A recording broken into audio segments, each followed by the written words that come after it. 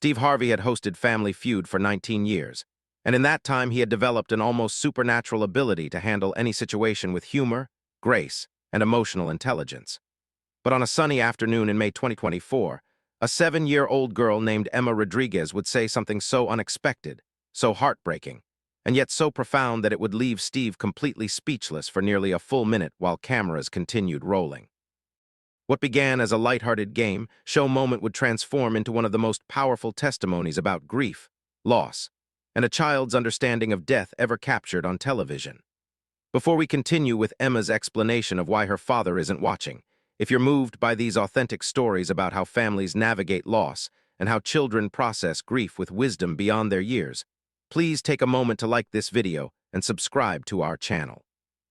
These stories remind us that healing happens in unexpected moments, and that sometimes the smallest voices carry the most profound truths. The Rodriguez family from Phoenix, Arizona brought incredible energy to the Family Feud stage from the moment they walked out. There were 5 of them competing.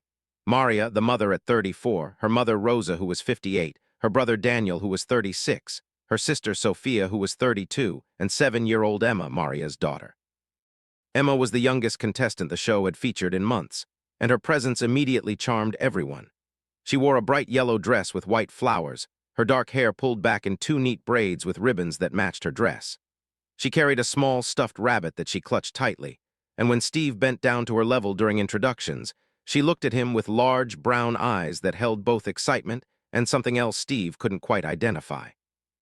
During the family introductions, Steve worked his way down the line with his characteristic warmth and humor. When he reached Maria, he asked the standard questions about her family, her work, and what brought them to Family Feud.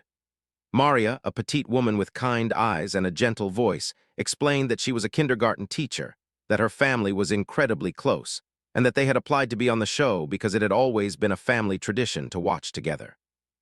Steve noticed that Maria's smile didn't quite reach her eyes, that there was a sadness hovering just beneath the surface of her cheerful demeanor, but game shows move quickly, and he continued down the line. When Steve reached Emma, he knelt down to be at eye level with her, a gesture he always made with young contestants to help them feel more comfortable. "Emma, that's a beautiful dress you're wearing, and who's this you've got with you?" he asked, pointing to the stuffed rabbit. Emma held the rabbit up proudly. "This is Senor Floppy. My daddy gave him to me." Steve smiled warmly. "Senor Floppy is a great name, and is your daddy here watching you today? I bet he's real proud of you being on TV."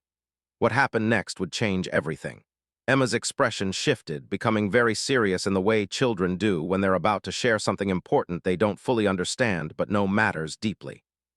She looked directly at Steve with those penetrating brown eyes and said in a clear, matter-of-fact voice that only children possess, "My daddy can't watch me today because he's in heaven with the angels. But Mommy says he can see me from there, so I wore his favorite color so he could find me easier." The studio fell instantly silent. Steve Harvey, a man known for always having a response, for never being at a loss for words, froze completely. His mouth opened slightly, but no sound came out. His eyes immediately filled with tears, and he looked from Emma to her mother Maria, whose own tears were now flowing freely. The audience sat in shocked silence, many people immediately reaching for tissues or covering their mouths in emotional response to this child's innocent yet devastating revelation. Steve remained kneeling in front of Emma, unable to speak, clearly trying to process both his own emotions and figure out how to respond to a 7-year-old who had just shared something so profound. Emma, not understanding the depth of what she had revealed or noticing Steve's emotional paralysis, continued speaking with the frank honesty that children her age possess. "Daddy died 6 months ago. He was a firefighter and he was very brave. He went into a building to save people and the building fell down on him. Mommy was very sad and I was very sad too, but Daddy wouldn't want us to be sad forever." Steve finally found his voice, though it was hoarse and breaking. "Oh, sweetheart, oh, Emma, I'm so sorry." He looked up at Maria, who nodded permission for him to continue engaging with Emma about this topic. Steve took a moment to compose himself, wiping his eyes before turning back to Emma. "Your daddy was a hero, Emma, a real hero, and you're right, he can see you from heaven, and I know he's so proud of you right now. You're being so brave." Emma nodded seriously, as if Steve was simply confirming something she already knew to be true. Then she said something that would completely undo whatever composure Steve had managed to regain. "I know Daddy's proud. He told me in my dream last night. He said I should have fun today and that even though he can't be here, I should play the game and try my best. He said Senor Floppy would help me remember that he loves me even when I can't see him." Steve Harvey, a father himself, a man who had experienced loss and understood grief, could not continue. Stood up slowly, tears streaming down his face, and simply pulled little Emma into a gentle hug. The audience, the production crew, everyone in that studio was crying openly. The cameras continued rolling, capturing this raw moment of human connection and grief. Maria came over and joined the embrace, and for nearly a minute the three of them stood there while Steve struggled to regain his composure. When Steve finally stepped back, he had to turn away from the cameras for a moment to collect himself. Pulled out his handkerchief and wiped his face, took several deep breaths, and then turned to address Maria directly. "I am so sorry for your loss, I can't even imagine, and your daughter is incredible. How are you all managing? How are you holding together?" Maria, her voice steady despite her tears, shared the fuller story. "My husband, Carlos, was a firefighter for 12 years. He loved his job. He loved helping people. On November 18th last year, there was a fire in an apartment building. Carlos and his crew went in to evacuate residents. They got everyone out, but as they were doing a final sweep to make sure no one was left behind, part of the structure collapsed. Carlos and two other firefighters didn't make it out. The audience gasped, many people crying harder at the realization that this wasn't just one family's loss but multiple families devastated by a single tragedy. Maria continued, "The hardest part wasn't just losing my husband. It was watching my daughter try to understand why her daddy wasn't coming home. Emma and Carlos were so close. He did everything with her. He read to her every night, taught her to ride her bike, took her to the park every Sunday. She was a daddy's girl through and through." Maria paused, looking at her daughter with such love and pain mixed together. For the first month after Carlos died, Emma didn't really understand. She kept asking when Daddy was coming home. And I had to explain, over and over in ways a 6-year-old could understand, that Daddy had gone to heaven and wouldn't be coming back, not in the way she was used to. Watching her process that grief, watching her cry for her daddy, was harder than dealing with my own grief. Steve listened intently, no longer concerned with the show or the schedule, completely present to this family's story. Maria continued, "But then something shifted. Emma started talking about Carlos in this beautiful way. She would tell me about dreams where he visited her and told her he was okay. She would point to things and say Daddy helped her with them from heaven. She processed her grief in this childlike but profound way that honestly helped the rest of us heal." Emma, who had been listening to her mother talk, spoke up again with that direct honesty children have. "Mr. Steve, can I tell you something?" Steve immediately knelt back down to her level. "Of course, sweetheart. You can tell me anything." Emma looked at him very seriously. "When Daddy first went to heaven, I was really, really mad at God. I didn't understand why God needed my daddy more than I needed my daddy. Mommy says it's okay to be mad sometimes, even at God." Steve nodded, encouraging her to continue. Emma went on, "But then I had a dream and Daddy was there and he looked happy. He wasn't hurt anymore and he wasn't sad. And he told me that he didn't want to leave me, but sometimes brave people have to do hard things, and that's what heroes do. He said being a hero means helping people even when it's scary, even when you might get hurt. And he said I could be a hero too by being brave even when I'm sad." The profundity of what this 7-year-old was articulating left the entire studio in awed silence. Steve's face showed the full range of his emotions: pain for this family's loss, admiration for this child's resilience, and something approaching wonder at the wisdom coming from someone so young. Emma continued, still holding Senor Floppy close. "So I try to be brave like Daddy. I still cry sometimes because I miss him so much. I miss how he smelled like campfires and cinnamon. I miss how he would let me stand on his feet and we'd dance around the kitchen. I miss his laugh and how he called me his little firecracker. But Mommy says Daddy wouldn't want me to be sad all the time, so I try to remember the happy things." Steve had to turn away again, completely overcome. When he turned back, he addressed the entire family. "I want you to know that what you're doing here today, coming on this show, sharing your story, showing the world how you're honoring Carlos's memory while still living your lives, that takes incredible courage. And Emma, sweetheart, you are your father's daughter. You are brave just like he was." Rosa, Maria's mother and Emma's grandmother, spoke up for the first time. "Carlos was like a son to me. When he died, I thought our family would never recover. But watching Emma, seeing how she's processed this with such grace and faith, it's taught all of us how to grieve better. Children have a wisdom about these things that adults sometimes lose. Emma reminded us that it's okay to be sad, but also okay to still find joy." Daniel, Maria's brother, added his perspective. "Carlos was my best friend. We grew up together, went to school together, and I was there when he met Maria. I was his best man at their wedding. Losing him felt like losing a limb. But watching my niece talk about her daddy, keeping his memory alive in such a beautiful way, it's helped me remember to celebrate Carlos's life instead of just mourning his death." Steve, still visibly emotional but regaining some of his professional composure, made a decision. We're going to take a moment here. This is bigger than a game show.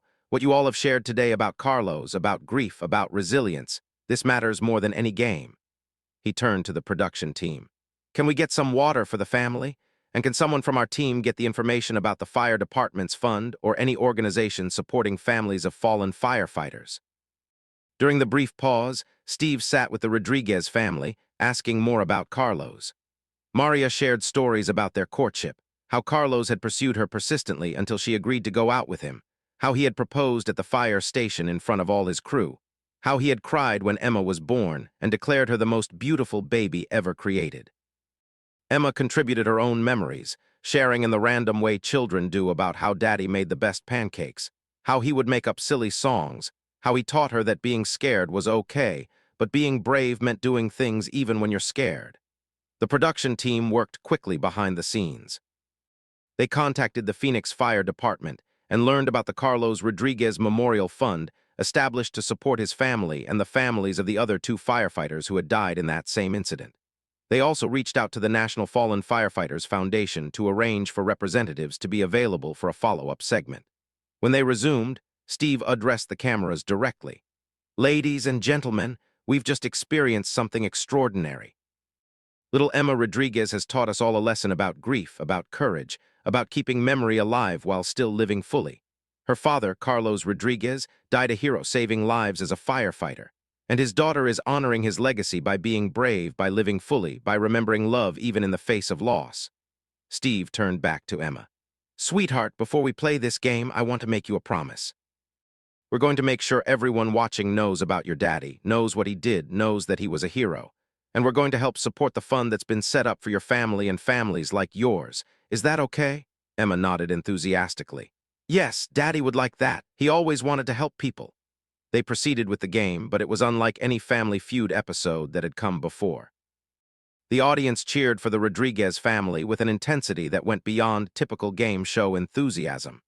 Every point they scored felt like a victory, not just in a game, but in resilience, in continuing to live and find joy despite devastating loss.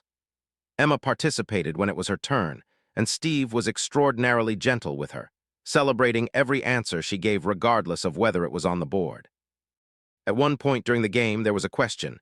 "Name something a child might ask for before bedtime." Emma buzzed in confidently and said, "A story from Daddy." The answer wasn't on the board. The actual answers included things like water, a hug, 1 more minute, and a nightlight, but Steve didn't simply move past it. He stopped and said, "You know what, Emma? That should be on the board. That's a beautiful answer." The audience erupted in applause, and Steve made a show of pretending to add it to the board himself. The Rodriguez family played with heart and ultimately won their game, advancing to Fast Money. Maria insisted that Emma participate in Fast Money despite the production team's offer to let someone else take the role given the emotional intensity of the day. "Emma wanted to be on this show," Maria explained. "She wanted to play. Carlos would want her to play. We're going to play." Emma went first in Fast Money, and Steve delivered the questions with extra care and patience. "Name a place people go on vacation." Emma thought carefully and said, "Disneyland. Daddy took me there for my birthday." Steve smiled warmly. "That's a great answer, sweetheart."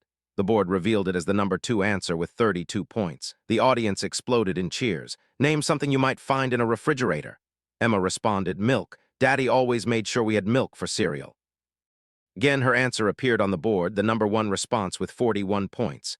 Emma was doing remarkably well, connecting each answer to a memory of her father in a way that transformed a game show into a memorial. "Name an animal you might see at the zoo." Emma said confidently, "Lions. Daddy said they were brave like firefighters." The number 3 answer, 24 points. "Name something people do at a birthday party."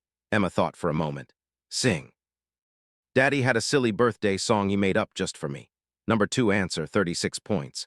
With one question left, Emma had already accumulated 133 points. The final question was, name something people say when they're saying goodbye. Emma's answer came without hesitation, her voice clear and confident. "I love you. That's what Daddy always said, every time. Even on his last day before work, he said, 'I love you, firecracker.'" The answer appeared on the board as the number 1 response with 45 points, and the studio erupted in the loudest applause of the day. Emma had scored 178 points in her Fast Money round, virtually guaranteeing the family's victory regardless of how the second player performed. Steve Harvey was openly crying again as he hugged Emma. "Your daddy is so proud of you right now, sweetheart. I know he is. You did amazing." Maria took her turn and added enough points to bring their total well over 200, officially winning the $20,000. But the money, while helpful for the family, felt secondary to the emotional journey everyone had experienced. After the game concluded, Steve brought the entire Rodriguez family to center stage for what he said would be a special announcement. "This family has been through something no family should have to endure. They've lost a husband, a father, a son, a brother, a friend.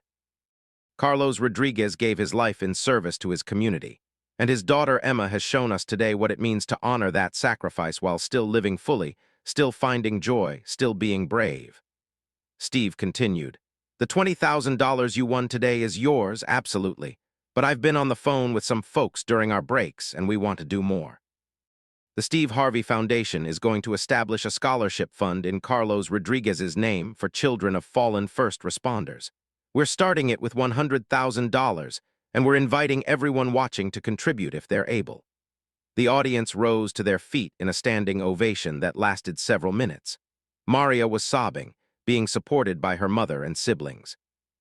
Emma looked around with wide eyes, not fully understanding the magnitude of what was happening, but sensing it was something significant. Steve wasn't finished. "Additionally, we're going to make sure this episode airs during National Fire Prevention Week, and we're going to use it to raise awareness about the sacrifices firefighters and their families make every single day. Carlos Rodriguez's story deserves to be told, and Emma has given us permission to tell it."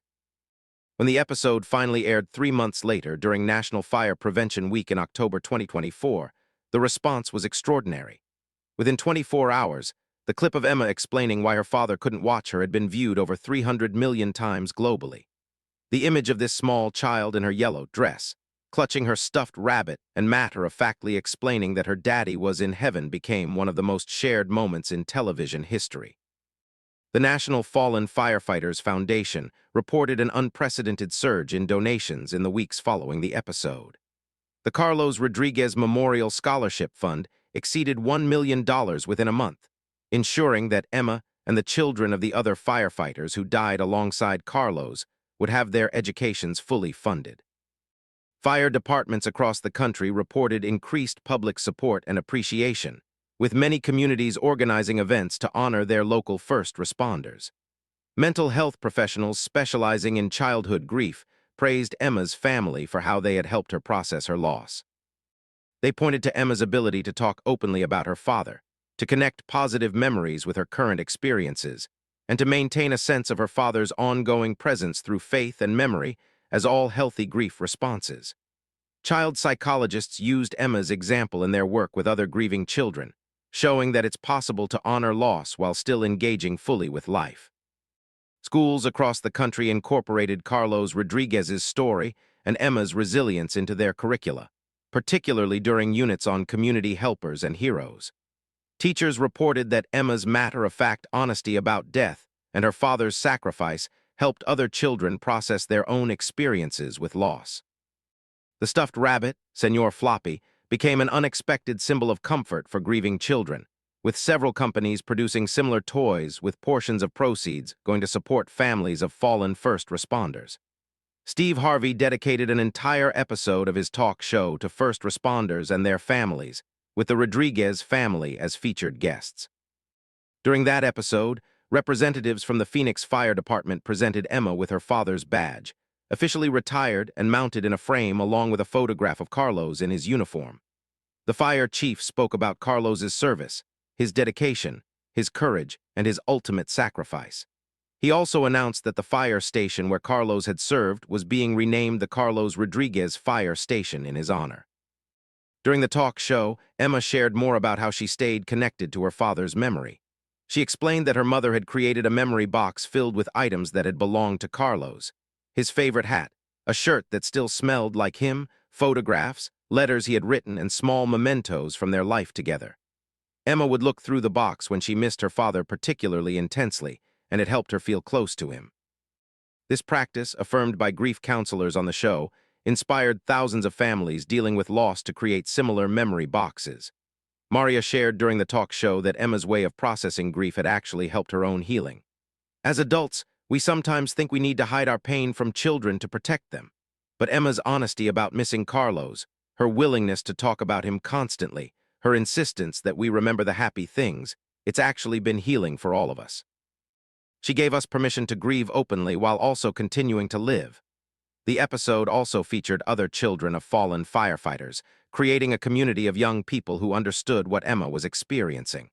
These children shared their own stories, their own ways of remembering their parents, and their own journeys through grief.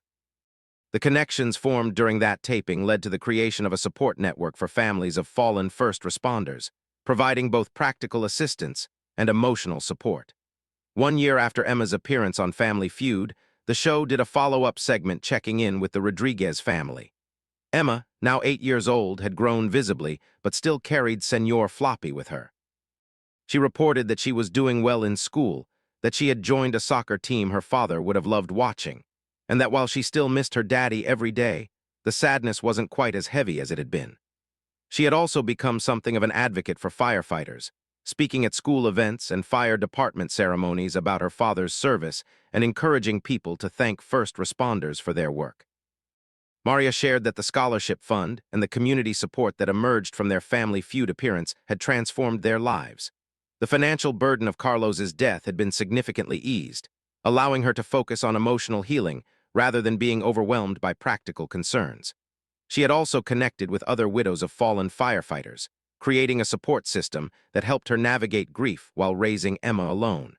The follow-up segment revealed another beautiful development.